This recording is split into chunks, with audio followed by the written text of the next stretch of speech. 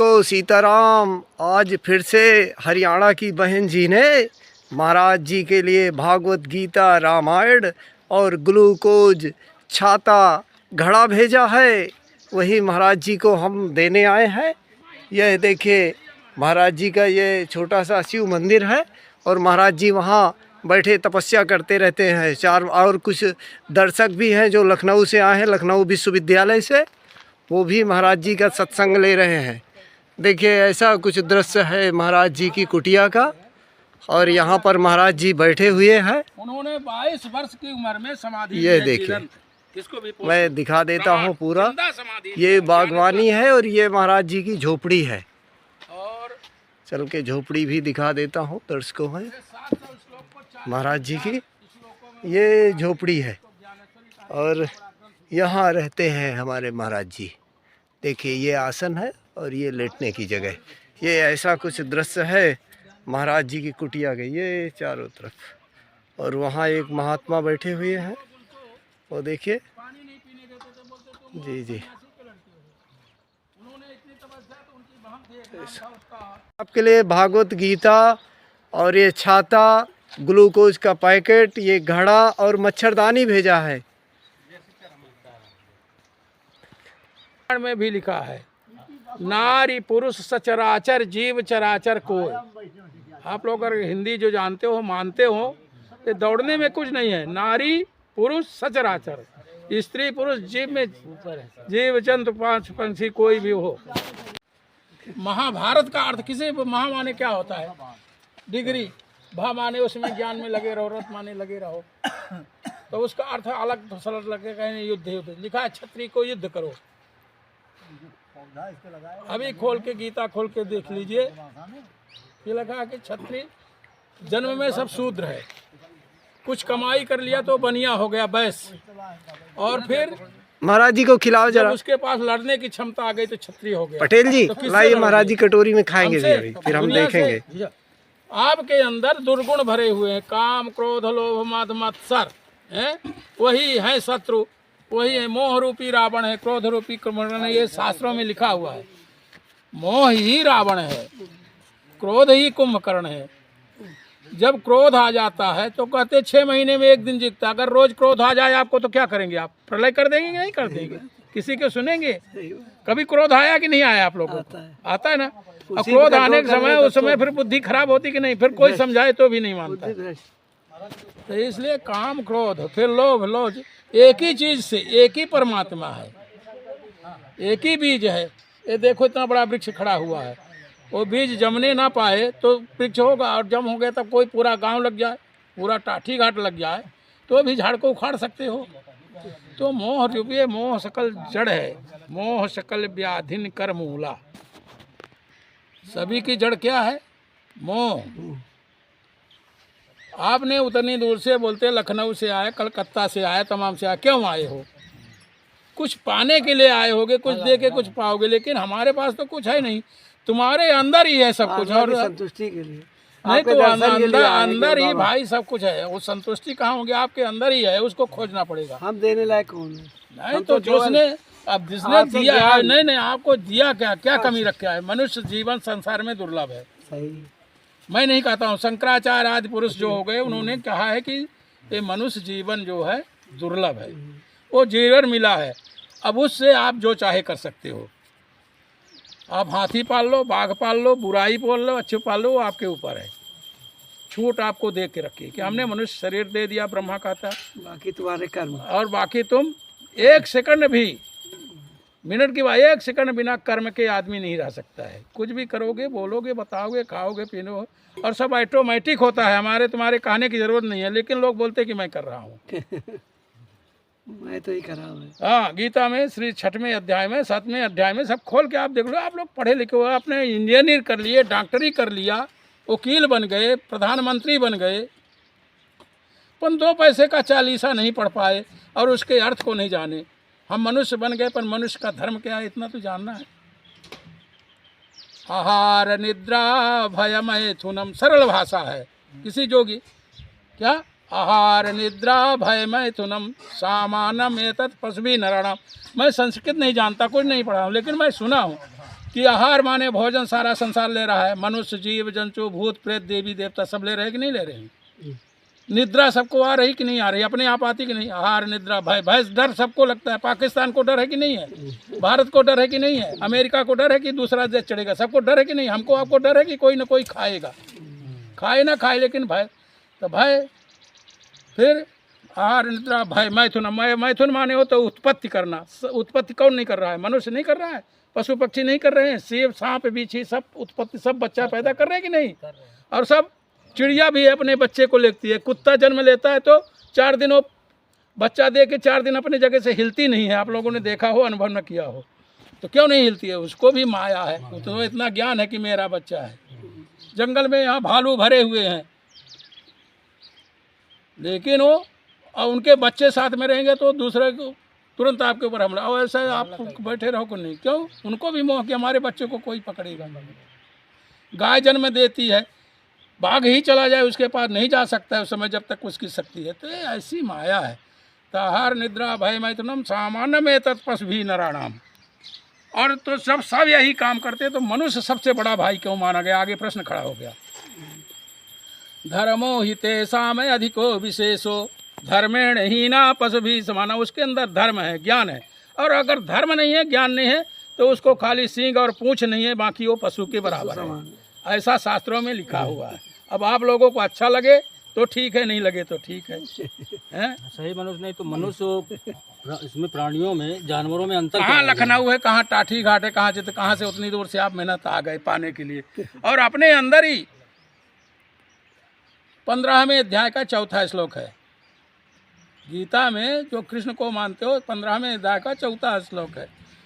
ततः पदम तत्परिमार्गितव्यम यस्मिन् गता न निवर्तन्ति भूयः तमेव च आद्यम पुरुषम प्रपद्ये यतः प्रवृत्ति प्रसीर्णा पुनानी। क्या है, हमें उस पद को ढूंढना है जिस पद को पाके फिर से जन्म नहीं लेना है। लेकिन यहाँ तो वो पूजा की जाती है कि हमको स्वर्ग मिल जाए, हमको लड़का हो जाए। लेकिन उस लड़के की कितनी हालत होती है जो वो 9 महीने पेट में रहता है। 1 घंटे कोई दरवाज़ा बंद कर दे, खाना पीना रखे, तो भी आपका प्राण खुलाने लगता है। और जब 10-10 महीने वहाँ अंदर कोठरी में बंदे रहे, उसको कोई विचार ही नहीं करता है। और ये जीव को करना पड़ता है, ये कर्मों के बदौलत।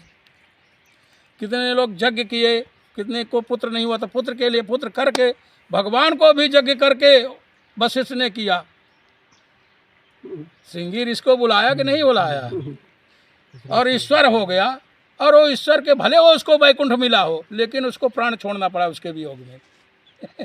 जी को तो कोई सुखी नहीं है, कोई न मोह में।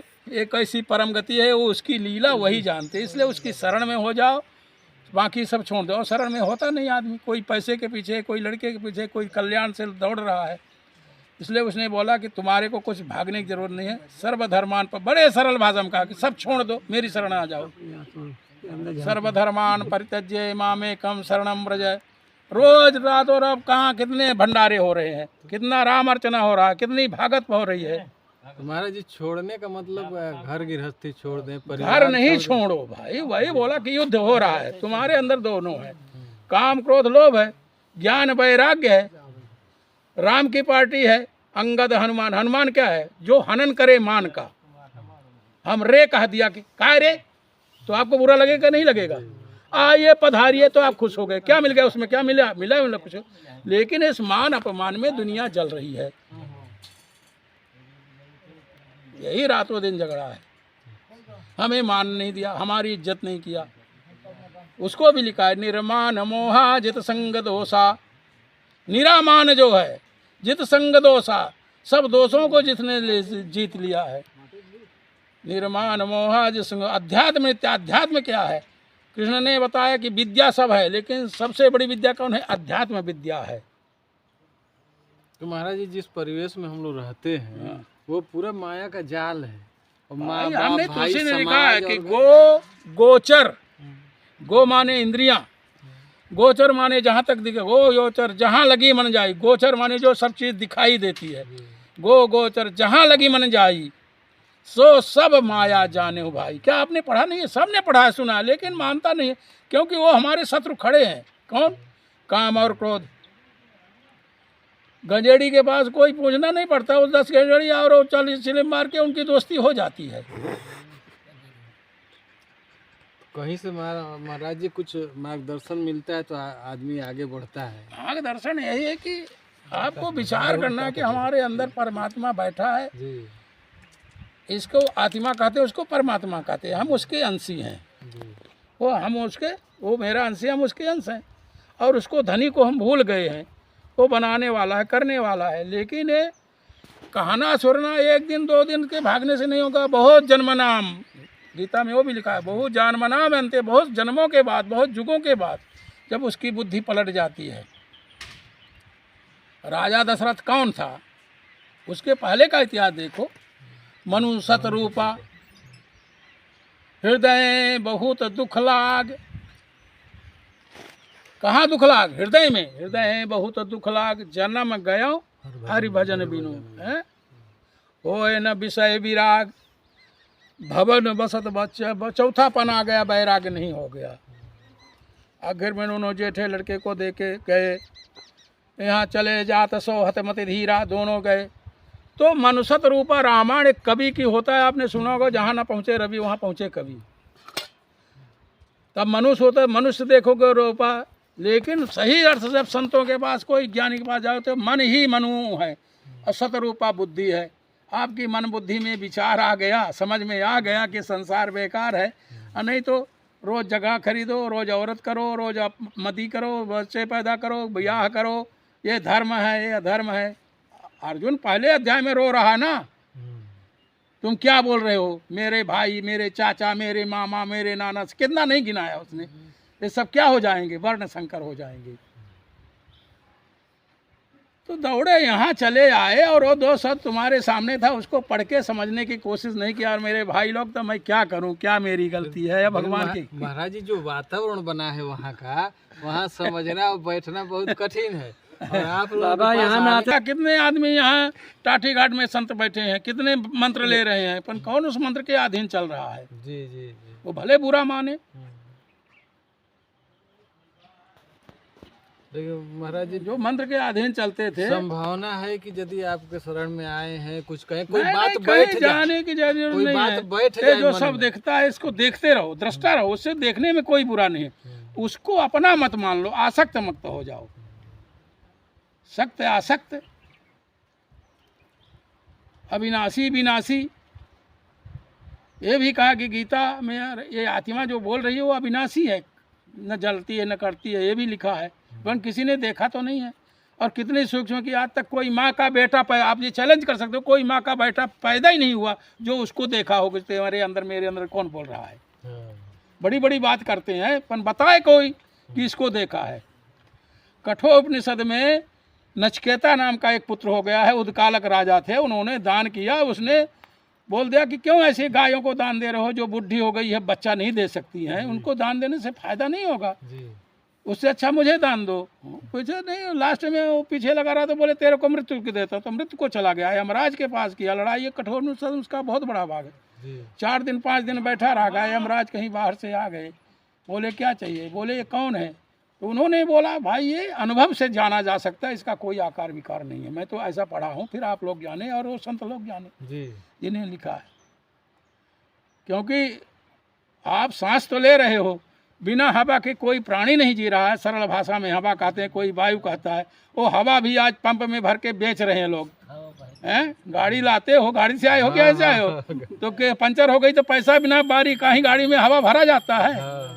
ट्रेन में घूम रहे हो, इतना जल्दा गंगा जल बह रहा है, इसको कोई पीने बोले रोग हो जाएगा, और उसको आरओ बना के, चूतिया बना के 25 रुपए लेके बोतल पिला रहा है आपको। तो दुनिया जानबूझ के मरती, तो हम क्या करेंगे? क्या करें?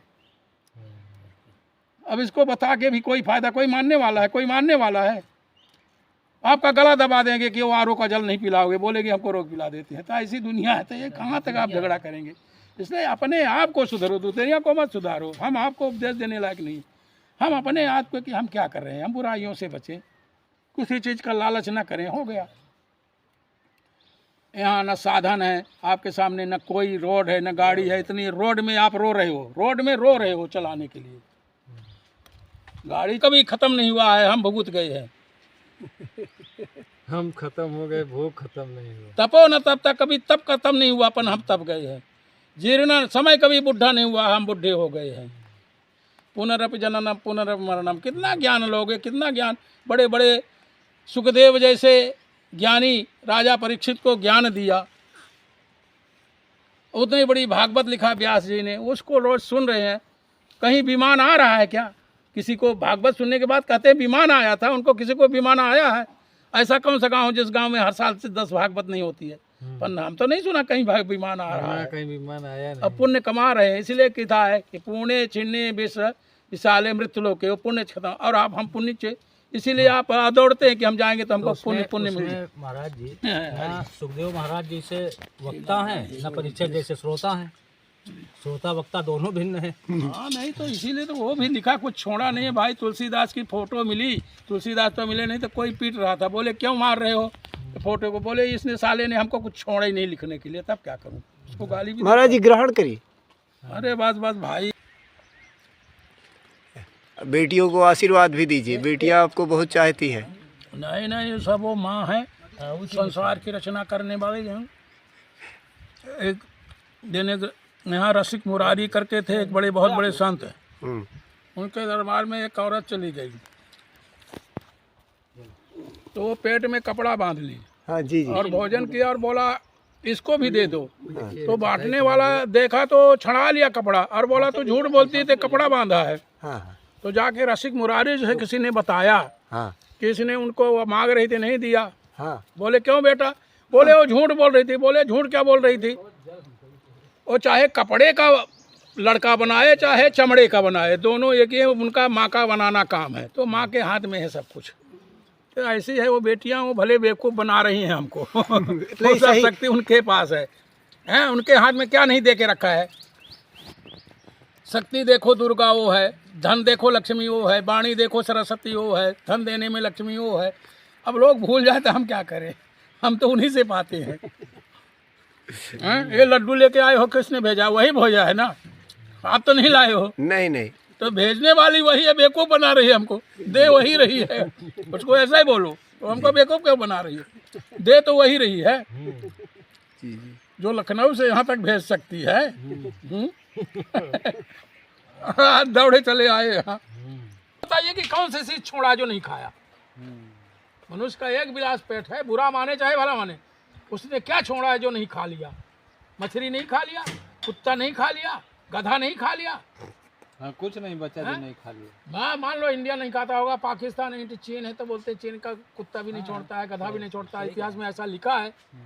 तो मनुष्य ही है ना, चाहे अमेरिका में हो चाहे हो, पर मनुष्य के कर्म जो है वो कहीं साथ नहीं छोड़ रहे हैं, और वो अपने पेट को भूख को बुझा नहीं रहा है। बहुत है 1000 रुपये किलो घी है, कौन सा बंदा 1000 रुपये किलो घी खरीद रहा है? 10,000 रुपये का दारू पी रहा है रोज। वो किसी आदमी को खांसी आ रही, तो एक बुढ़ा बोला एक पाव लगा ले तेरी खांसी। बोली क्यों? तो एक पाव से ठीक हो जाएगी।